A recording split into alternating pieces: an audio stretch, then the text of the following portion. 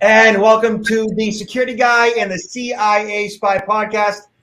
I am Robert Siciliano, and this is... Peter Warmka. Robert, how are you? It's been a while. It has been a while, Peter. I'm good. I have been on the road.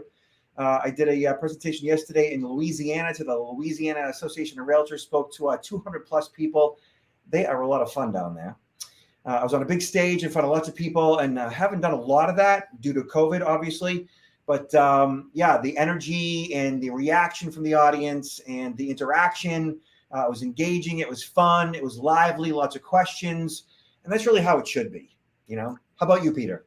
Absolutely. I've been traveling has been kind of crazy. It goes in spurts, right? In a matter of 4 days, I gave 3 presentations. First one in Harrisburg, Pennsylvania. The second one in Las Vegas.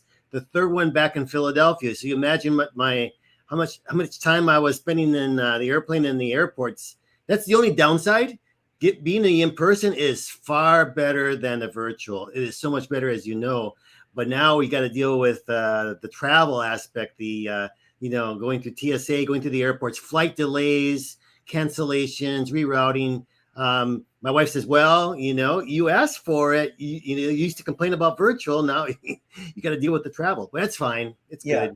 Yeah, it's fine. And the learning experience, ultimately, I find is better when it's a live presentation. The interaction, the ongoing engagement is better. Virtual, there's tons and tons of benefits to virtual, tons and tons of benefits to live in person. I will present anytime, online, in person, doesn't make a difference. The point is, I'm going to get my message across no matter what, and I know you're going to do the same thing. Mm-hmm. Well, I guess with the COVID, it kind of like opened up the channels more for us and for other speakers, right? Because before it was only in person, and we could only reach a certain amount of people. Now with virtual, there's a lot of events that are hybrid. Conferences that are hybrid where they'll have in person as well as virtual. So we can reach many more people, which is really important to both of us. Yeah. So Peter, today, we're as you know, talking about the shooting in Buffalo. Okay. Both of us have experience in issues like this, speaking to issues like this, what to do, how to prevent it, being proactive, what are the signs to look for. Now, I've done plenty of programs on workplace violence and active shooters. And unfortunately, the general public is not getting the message. Corporations aren't getting the message. Government isn't getting the message. Those who see someone, know someone who is acting out, aren't speaking up when they should. Okay. Mm-hmm. And this is going to be a controversial topic we're going to talk about today. We're not going to get into too deep into the weeds regarding things like gun control, but we do need to talk about the political aspects of things at some level, and how some are stoking the fire. Okay. So now, guaranteed, we're going to upset somebody. There's no question about it. Okay? We can't point a finger at just one, party or one person or whatever. I mean, it's accountability across so many different facets of our society. No question. Okay. I am going to lead with an article from the New York Times, which I got just, in the past day or so. And it's important that, we discuss this. So the Buffalo killings are part of a pattern. Most extremist violence in the U.S. comes from the political right. Now, no one wants to hear that, but let's just get into the stats, okay? So numbers don't lie. Over the past decade, the Anti-Defamation League counted about 450 U.S. murders committed by political extremists. Of these 450 killings, right-wing extremists committed about 75%. Islamic extremists were responsible for about 20%, and left-wing extremists about 4%. Okay. I mean, the numbers don't lie, right? Mm-hmm. So nearly half of the murders were specifically tied to white supremacists. Not anybody who's aligning themselves with a white supremacists, which is considered the far right, not the right, not the left, not the center, the far right, anybody lining themselves up at the far right isn't going to like this. If you're on the right, okay, that's fine, but you're not the far right. All right? Agreed, right? Correct. Okay. So murders connected to political extremism by type: white supremacy, 55%, anti-government, 14%, other right-wing, 6%, Islamist, 20%, left-wing, 4%, other, 1%. So as this data shows, says the New York Times, the American political right has a violence problem that has no equivalent on the left. And the 10 victims in the Buffalo this past weekend are now part of this toll. Right-wing extremist violence is our biggest threat, says Jonathan Greenblatt, the head of the ADL, has written. The numbers don't lie. The pattern extends to violence less severe than murder, like the January 6th attack on Congress. It also extends to the language from some Republican politicians, including Donald Trump. Okay? And conservative media figures that treats violence as a legitimate form of political expression. A much larger number of political Republicans don't use this language, but also do not denounce or punish politicians who do use it. Kevin McCarthy, the top House Republican, is a leading example. So you can, we provide the show notes at the end of the, once it goes live. You can dig into the information yourself. You could do your own research and find out what's legit and what's not.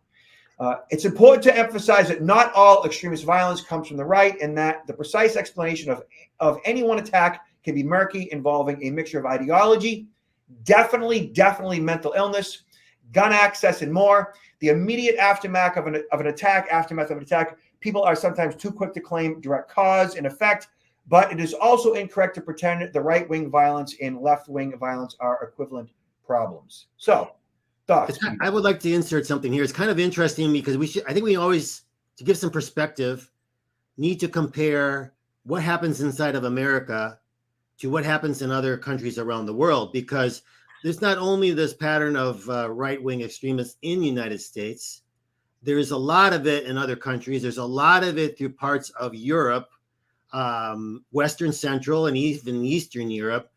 But they don't have these incidents of these shootings tied back to.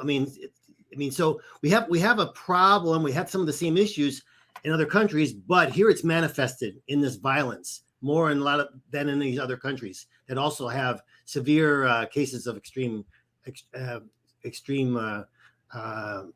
white supremacy. And having access to 400 million firearms, high-powered firearms with high-capacity magazines, obviously, fuels the problem. Guns aren't, as they say, look at, there's no question about it. I'm going to step in something here. Having access to high-powered firearms in mental illness doesn't work, obviously. There are millions and millions of people that have access to high-powered firearms with high-capacity magazines that aren't causing any problems whatsoever, right? So are guns the problem? I can't say that guns are the problem. It's people who are mentally ill that have access to guns that are the problem, obviously. Right. Guns aren't the problem, but there is a problem with people who have access to guns who shouldn't have access to guns. How to solve that? Background checks, mental health, wellness checks. I don't know what the answer is. Is there the case of any mental health wellness checks for the issuance or maintenance of a firearm license? So there is a red flag rule out there that and I don't have the exact language at my fingertips, and I apologize. That basically, if somebody is having some type of a mental health crisis, that in certain states you can just go in and just take those guns away. And in this particular instance, even though this person was flagged locally, guns weren't taken away. So we're going to read up on that right now. Okay. All right. So right here, Yahoo News talks about copycat mass shootings become deadlier. Experts warn after the New York attack. So the 18-year-old shot and killed 10 people. is the latest in a line of copycat gunmen carrying out deadly mass shootings inspired by previous attackers, right? So Gendron, who surrendered to police, apparently publicized his racist manifesto on the internet and broadcast the attack in real time on social media platform Twitch, and others have done the exact same thing. Twitch is owned by Amazon. This, of course, was a racially motivated violent extremism.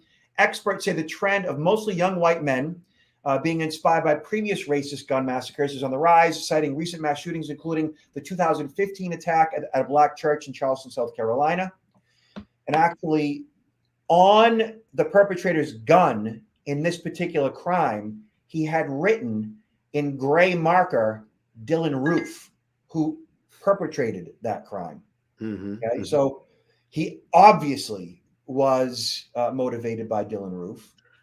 I mean, most of these are they're actually consider themselves. I mean, they want to be martyrs for their cause, right? Because even this individual, he attempted to shoot himself before he was apprehended by the police. He probably assumed that he was going to die in all this, and that his name would be glorified and talked about for days and days on end. I mean, via the press. The press gives them an extreme amount of publicity, just like the extreme. Think about the terrorists that go and conduct an attack. A lot of times, it's also to terrorize people through all this information coming out in the media. This is kind of related, really, when you think about it. Exactly. You're 100% correct. So other examples are the 2018 shooting at a synagogue in Pittsburgh, and in 2019, an attack at Walmart at a Hispanic neighborhood in El Paso. So Adam Langford, a criminology professor at University of Alabama, studied trends in mass shootings over time. His 2020 study analyzing victim data showed that the deadliest shootings, where more than 8 people are killed, had doubled since 2010 compared with the previous 40 years. It's clearly not just random. They are not people dreaming this up on their own. They are learning it from each other, he said. He added that they want to be like the previous attackers, who is a role model. That is like as awful as it gets. Who's your role model? Oh, Dylan Roof. Really? It's I don't know. I mean, I wasn't part of this generation of the gaming, but it's also, I think, an issue, because I think the generation that's really involved in gaming, a lot of these type of games that are ultra violent, people sometimes begin to be feeling a little bit numb, I think, to what this type of violence inflicts, and so I think it's a lot of these individuals, I think, and even this individual had a background extensively in playing certain video games. Now, when you make a comment like that, people are guaranteed to say, well, that's a dated comment. Like, they're going to say, like, you don't play video games. You don't know. I play video games all the time and I don't have a problem. Right. Right. Most people don't. Right. Exactly. But here's the problem.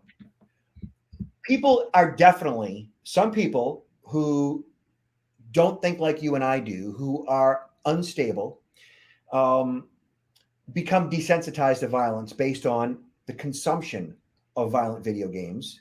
And just they themselves, whether you would consider them, antisocial personality disorder, sociopathic, psychopathic, they don't have the same level of empathy, sympathy, guilt, or remorse as you and I do. And so a video game that glorifies violence, that desensitizes that person in such a way where it becomes a normal for them, and they actually engage and enjoy the process of shooting and thinking in the real world they would enjoy it even more, is a problem. Mm-hmm. Mm-hmm. Do 99.999% of people who play video games experience it in that way? No, but some do. But you can't blame a video game. No. But you definitely have to look at some people who experience this process of playing that video game and what the outcome is. I learned a long time ago that we as human beings, we become what we think about. And so if you are somebody who consumes information all the time about mass killings and begin to find pleasure in that, and the ideology wrapped around replacement theory, whatever it might be, and that you find a certain amount of satisfaction in others who have taken lives of others for a certain cause. As you become what you are consuming, and you become what you think about, you are likely to act on it. Mhm.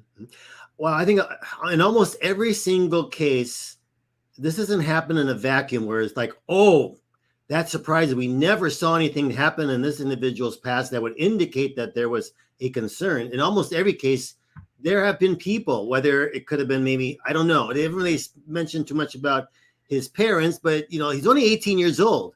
I would think the parents would have some pretty good insight into his formation and kind of like what he's been going through over the last few years. I would think, given his young age. Then there's going to be maybe a few friends and acquaintances, perhaps coworkers. There's going to definitely be people, and it's been mentioned that was posting things online. There were people that knew about it. So it's not like this has just happened, out of the blue without any sort of indication. Yeah. So as a matter of fact, in the New York Post, they talk about how he had wore a hazmat suit to school, was hospitalized after threatening classmates. The Buffalo accused teen mass shooter once wore a full hazmat suit to school during the pandemic and was later hospitalized for a day and a half after threatening classmates. State police had brought the 18-year-old in to a local hospital for a mental evaluation back in June of 2021 after he made a generalized threat of violence against the school. They didn't provide details about the threat, but a government official previously told the Buffalo News that he had made statements indicating he wanted to do a shooting, either at a graduation ceremony or sometime after. After making the threat, he went to a local hospital. He was there for about a day and a half, evaluated and released. The teen was not on the radar of federal law enforcement, even after writing a 181-page hate manifesto online at some point during detailing his murderous plans. So in every single situation, there are leaks, purposeful leaks of this data that shows the intentions of these killers. Mm-hmm. They always act out in some way. They tell friends, they tell family, they tell classmates. They cannot not leak it. They want people to know about it. Generally, they're not completely silent about it. Like they're putting it out there for others to hear them. They want validation, Absolutely. Mm-hmm. And as a mom and dad who see their son going through mental health issues, and he says that he wants to, commit a mass killing at graduation, and he still has guns, parents who don't engage are in denial. We've talked about this before. We've seen this. If this man was actually a child, 17 and under, it is likely at this point his parents will probably have been arrested at some point for providing their child with a firearm and not doing something about it. Because we're seeing that more and more. I think unfortunately in this society, so many people, whether it's people or organizations, tend not to want to get involved beyond, what they necessarily have to get involved. They don't want to get involved unless there are consequences for not doing something, if there's like liability. So if there would be, however form that takes, whether there be liability, on the parents in some cases or on the seller of a particular gun or ammunition, or liability of a judge that maybe released somebody, or liability of someone, a mental health professional that maybe didn't do what they were supposed to do. I don't know. But I think, unfortunately, until there's more liability issues addressed, that a lot of people are just not going to. Sorry about that, Peter. Okay, that are not going to get involved, and it really takes all of us to get more involved. And it really does take, a village, as they say. When you see something, you say something, as the Department of Homeland Security says. And when you recognize someone is coming undone, and of course, if they have access to firearms, if they are expressing threats of violence in some way, definitely get involved, definitely say something, definitely drop a dime. Even if it's somebody that you love, somebody in your own family. We've seen plenty of stories where, moms have turned their sons in, and congratulations, to them for having the gall to do that, the courage to do that. Gall not being the right word, courage. It really does, boil down to taking action, even if it's painful. Robert, do you know whether or not the answer to this question is hate speech a crime in America? I think hate speech is not a crime. I think threats of violence are. You could say something hateful, but you can't make a threat. Like you can say, I, hate you, but you can't say, I'm going to hurt you. There's a difference. In either case, though, I would think that with a lot of these, social media platforms today, have these filters in place to be able to identify a lot of this very quickly. Now, what action to take. This is why I ask you, is hate speech a crime? What action? I mean, I'm sure if that was provided to law enforcement officials, there would be literally hundreds, if not thousands of, cases or stuff popping up on a daily basis. And, where do you go? But I mean, it seems to me that a lot of that information can easily be pulled up instantaneous on some of these sites and potentially reported. Yeah, and it is. There are law enforcement officers at all levels that are monitoring this. There are tools that social media has access to that monitor this.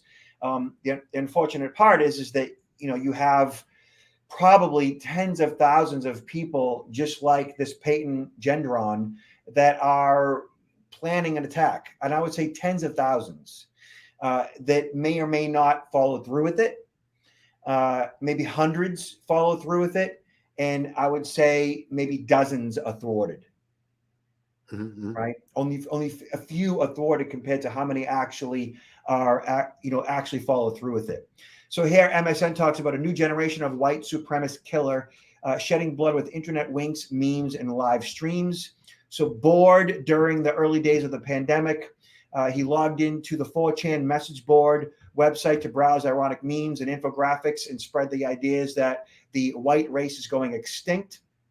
He was soon lurking on the web, even more sinister fringes, scrolling through extremist and neo-Nazi sites that peddle conspiracy theories and anti-Black racism. It wasn't until he spotted a GIF of a man shooting a shotgun through a dark hallway and then tracked down a live stream of the 2019 killing of 51 people at 2 mosques in New Zealand.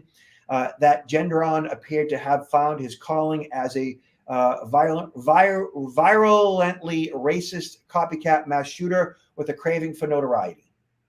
He found his calling. He found his idol, right? The 18-year-old from New York, suspected of killing 10 people, appears to represent a new generation of white supremacists. They are isolated and online, radicalized on the internet, memes and misinformation, apparently inspired by live streams to find fame through bloodshed, much of it propelled by convoluted ideas that the white race is under threat from everything from interracial marriage to immigration. What is the problem? So we have an integrated society. What's the problem? Let's see what the problem is. Robert, I just thought about this, but it would not surprise me, and I'm not saying that this is the cause of this, but something that's maybe pours a little bit of fuel on the fire. If you were, and my background, right? Intelligence, and always looking at how nation states will try to weaken other ones, who might be bigger threats, right? So here in America, we have the case, with concern about Russia, especially these days, but Russia for the longest period of time, and China, where they do get involved in I referred to this before as active measures, trying to promote certain causes and create divisions within societies. And this is one, and I'm saying that they necessarily establish the forum. Maybe they do establish some of the forums, but they can foment them and add fuel to the fire of these forums where people are exchanging these extremist ideas. You have some of these state actors like Russia, and you have some of the terrorist groups out there. Maybe they disguise themselves not as jihad, but they can easily via the internet get into some of these groups all as well. And it's also the same cause. At the end of the day, they want to destroy Western, society, West democracies. And so you could have these type of individuals also who are engaged in trying to, promote it. No one talks about that. And if for a recap on what Peter just said, so those of you tuning in, that was said brilliantly, Peter. So essentially, countries like Russia and China and others would love to see us all kill each other. ISIS would love to see us blow ourselves up and have a civil war. And so when you have somebody like this 18-year-old who's online at some of these fringe websites, it's likely that foreign nations are integrated their own people, their own extremists, their own people to fuel the fire, to encourage this kid to pull off what he did, and to help him in the process, and to provide him some level of gratification that he in encouragement to do what it is that he sets out to do, to add fuel to that fire. I remember, during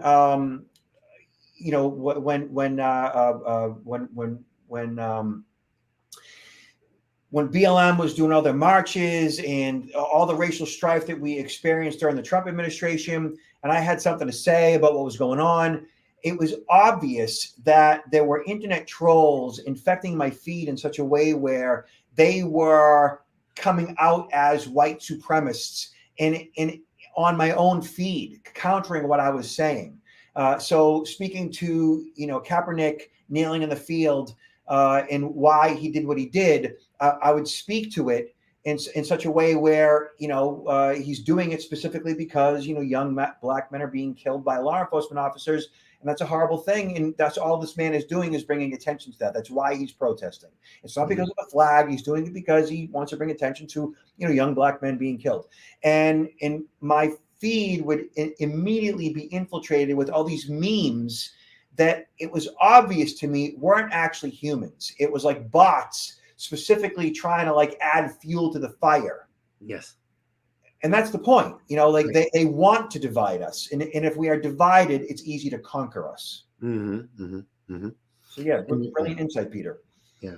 There's so many different, things that have happened in the past, where they've done that. And this is, I think it's a perfect storm for them to be involved in this right now. It really is. All right. So, listen, everybody out there, just pay attention to what's going on around you. Be aware, be alert, know what's going on around the perimeter of your body. If you see something, say something. If somebody in your life is acting up or acting out, definitely drop a dime. And there's nothing wrong with that, especially if it's a mental health issue. People who have mental health issues, they just can't help themselves, and they need help from people around them. Even if they're difficult, in some way, you should bring attention to what's going on. Now, this right here is really important. The CDC came out just this week saying that gun crime wave, warning over summer of violence with kids pressured to carry guns in U.S. war zones after shooting deaths hit record high. So there are fears that this summer will bring a Wild West-like gun violence in U.S. cities where even good kids feel pressure to carry guns. Okay.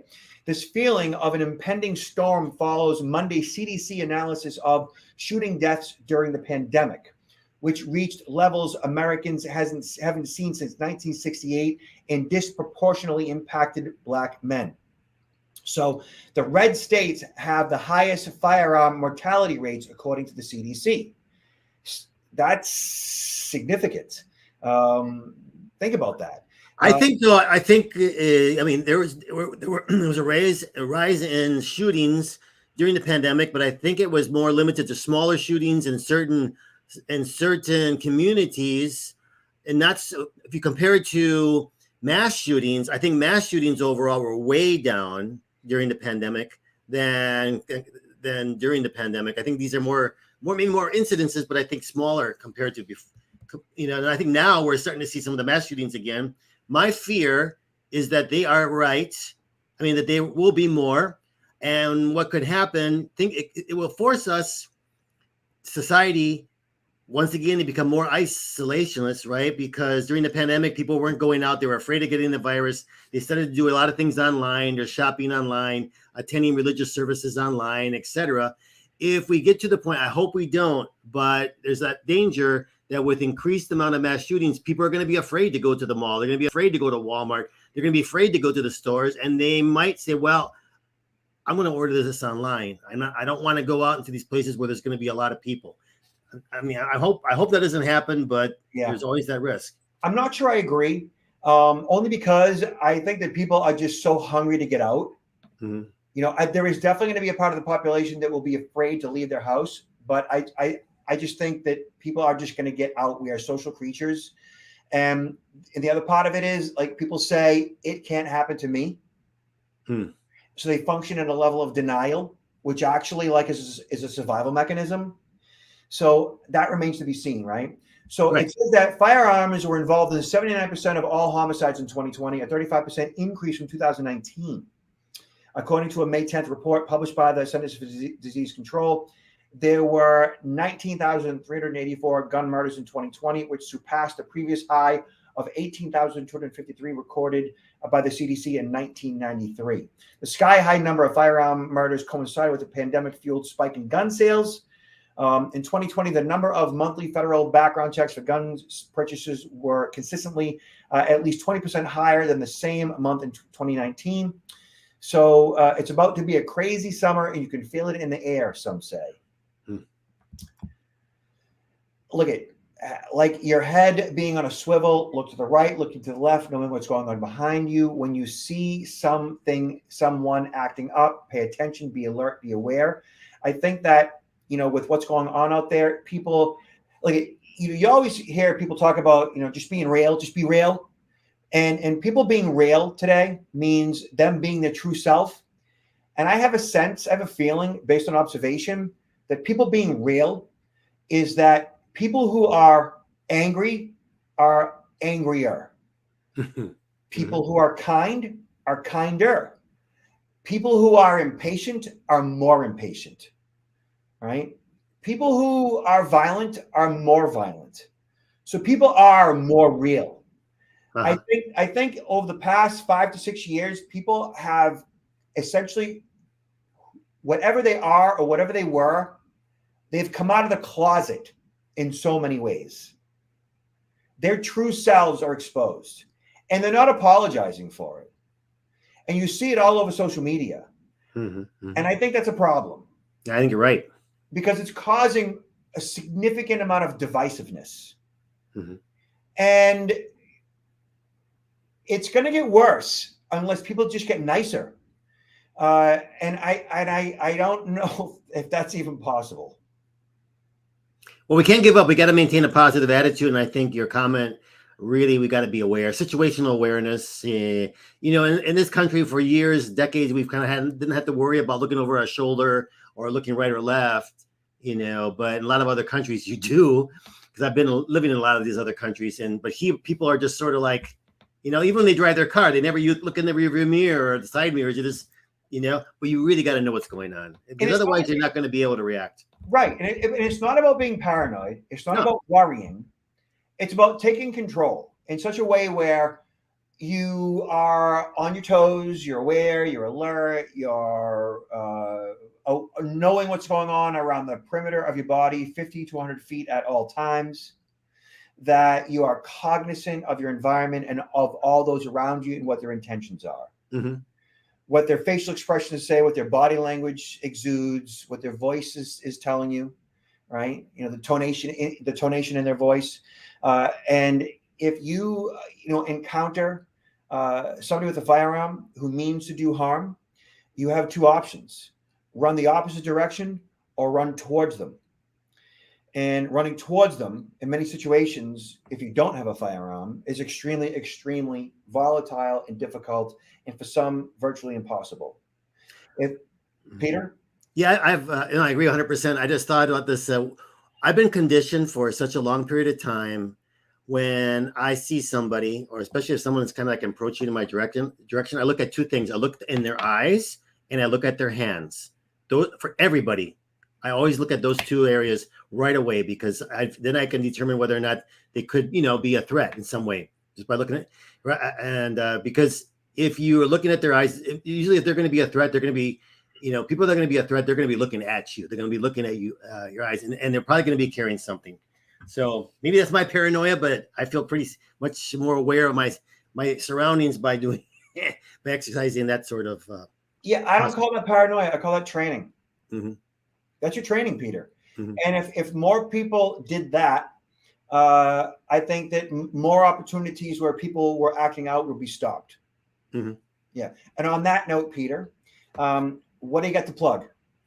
Well, as you know, doing a lot of travel is really picking up, doing a lot of presentations. I always love to plug my book, Confessions of a CIA Spy, The Art of Human Hacking. It's really, really doing well, to the point of I'm in the process of having it translated into Portuguese, and I'm going to release it into the Brazilian market a little bit later this year, and look for other ways for promoting it. But yeah, it's my biggest plug right now. All right. And you can see me and my team online at protectnowllc.com. Again, that's protectnowllc.com. And hey, everybody, just be nice to each other out there, and we will talk to you soon. Yeah. Take care. Thank you, Peter.